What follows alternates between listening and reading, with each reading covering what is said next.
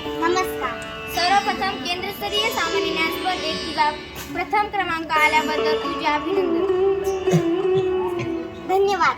तुझा थोडक्यात परिचय दे.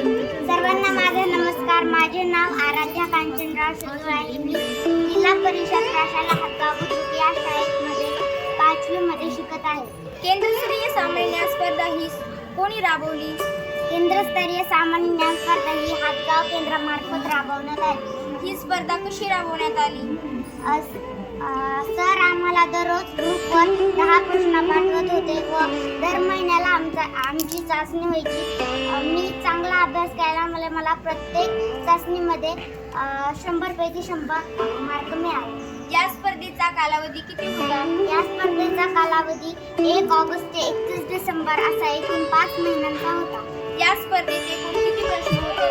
या स्पर्धेत एकूण 1530 प्रश्न होते. या स्पर्धेसाठी शिक्षकांपैकी तुला कोणी मार्गदर्शन केले?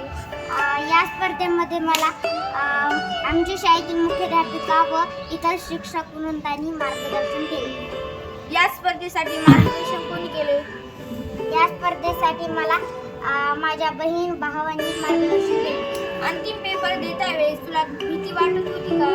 अंतिम पेपर देता वेळेस मला भीती वाटत होती, पण पेपर हातात आल्यावर माझी भीती पळून गेली.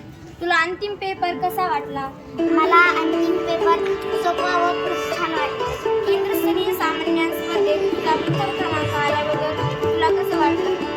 केंद्रस्तरीय सामान्य ज्ञान स्पर्धेत माझा प्रथम क्रमांक आल्याबद्दल मला खूप छान वाटलं व मला खूप आनंद झाला. तुला भविष्यात काय व्हायचे आहे?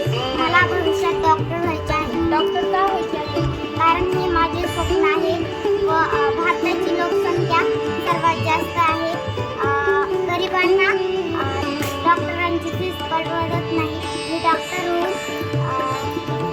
डॉक्टर होऊन त्यांची